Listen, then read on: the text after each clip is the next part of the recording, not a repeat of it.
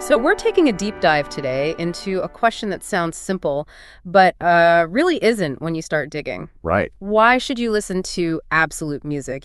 Symphonies, sonatas, quartets, music with no lyrics, no story laid out for you. Yeah, it's obviously giving people pleasure for centuries, but is that the whole story? Is Yeah. it just nice sounds? Or is there more to it? Exactly. And we're going to explore a pretty specific philosophical take on this, looking at why this kind of music might hold a unique kind of value. And for that, we're turning to Arthur Schopenhauer, 19th century.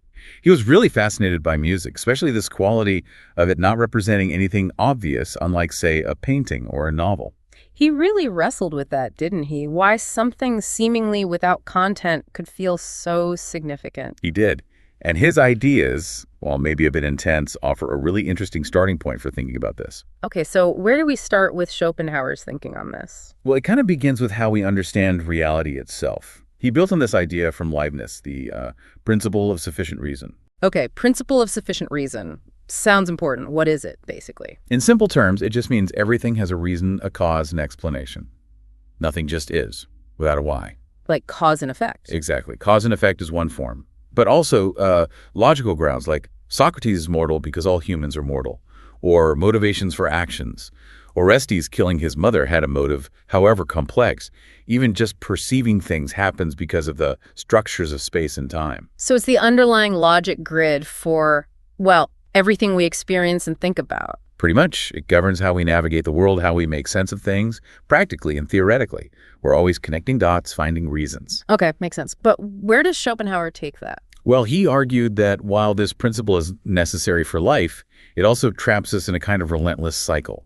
We're constantly chasing causes, effects, reasons, never quite arriving at a final settled point. The hamster wheel of why. Kind of, yeah. He used the myth of Ixion, forever bound to a spinning wheel, as an analogy for this constant striving driven by the principle. That's a pretty bleak picture. So does art offer any way off this wheel? Yes.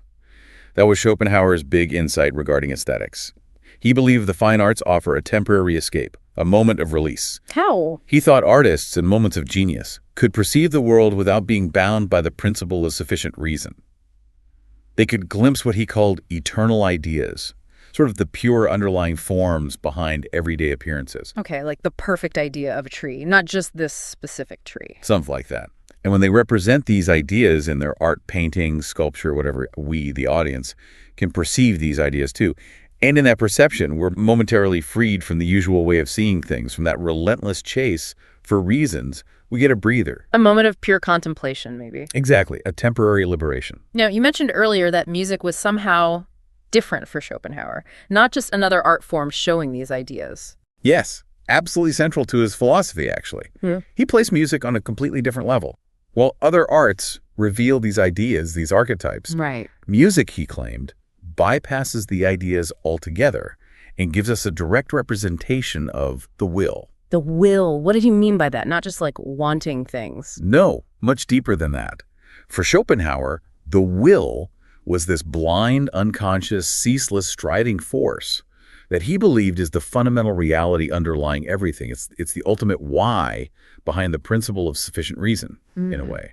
A bit metaphysical, maybe. Okay, so like the raw energy of existence itself. That's one way to put it, yeah. Yeah. We don't need to get totally lost in his metaphysics, but the key thing is he thought music directly mirrored this fundamental will. That's why it felt so powerful and profound to him, more so than any other art. Wow, okay. Music as the voice of reality's core. That's a big claim. It is. But here's where the perspective we're focusing on today, drawing from our source material, kind of diverges slightly, while still valuing Schopenhauer's core insight about liberation. Okay, how does it diverge? While Schopenhauer thought music represented something this deep, fundamental will, the argument here is that absolute music's unique power comes precisely because it doesn't represent anything specific outside itself. It lacks semantic content entirely. So wait, Schopenhauer says it represents the deepest thing, the will.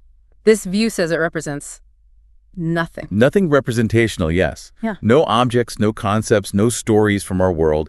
Its content is its own structure, its own sonic form. That's the crucial difference. Huh.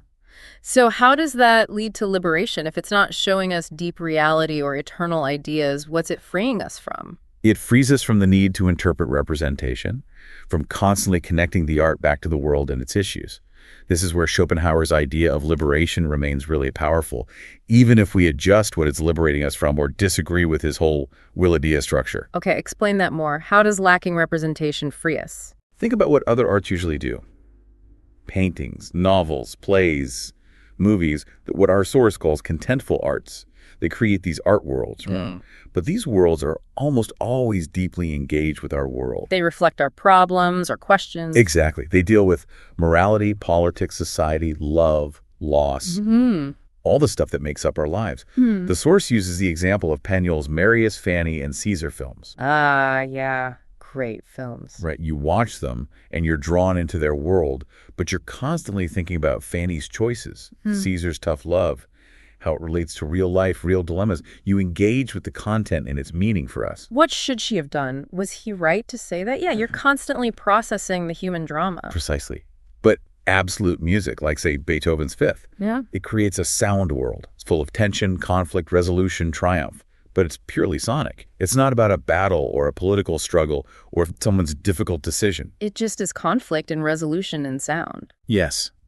Its drama is intrinsic to the music itself. This lack of semantic content isn't a flaw. It's defining feature. It doesn't point outside itself. We do use words like struggle or joyful to describe it, though. We do.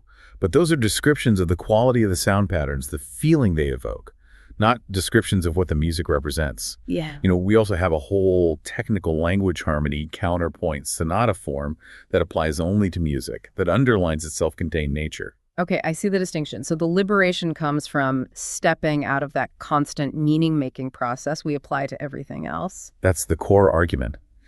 Absolute music alone, according to this view, offers this specific kind of liberation that Schopenhauer valued. It frees us from the burden of representation and semantic interpretation that dominates not only our daily lives, but also our engagement with most other art forms. But is that liberation just taking something away, like removing the need to think about meaning? Does it feel good? Is it a positive thing? That's a really important question. Is it just negative relief, or is it a positive satisfaction? And the source brings in Plato here, specifically the Phaedo. Socrates' last discussion. Right. Socrates makes this point that escaping from pain isn't just neutral. The very cessation of pain is itself experienced as a positive pleasure.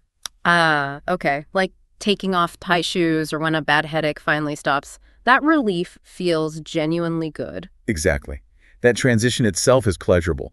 And the argument is that listening to absolute music provides a similar kind of positive, pleasurable transition. You shift from the complex, demanding world of meaning and representation into a world of pure, structured sound. A world that doesn't make the same kinds of interpretive demands on you. Precisely.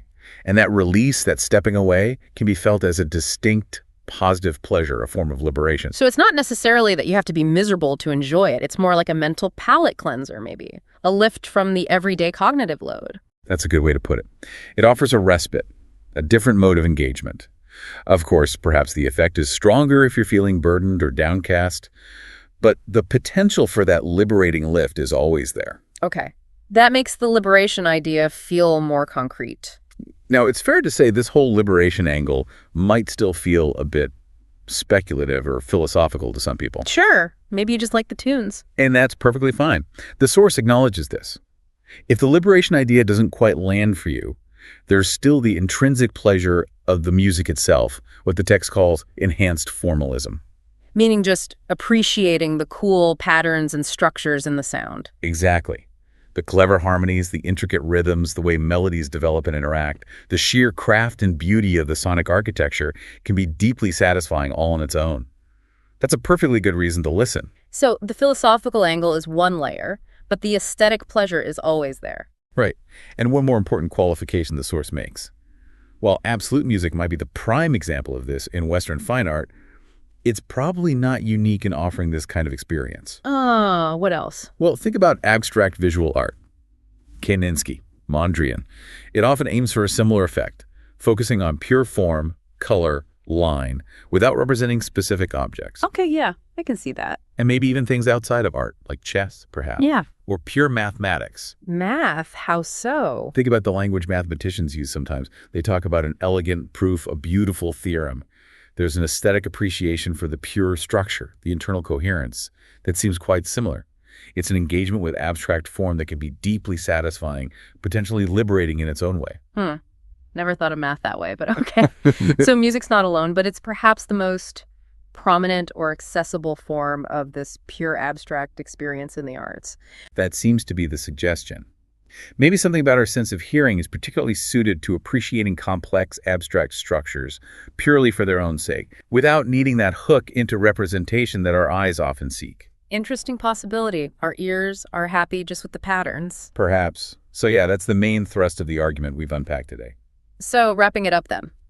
The big idea is that absolute music offers something unique, a kind of liberation, not necessarily by revealing deep cosmic secrets like Schopenhauer first thought, but by not representing anything.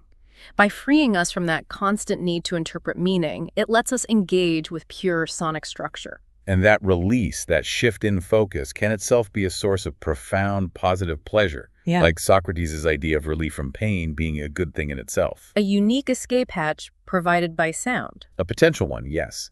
But, as always, and as the source itself strongly emphasizes at the end, you shouldn't just swallow this whole. Right, this is one interpretation, one philosophical lens. Exactly. Engage with it, question it. Think about your own experience of listening. Why does it or doesn't it move you?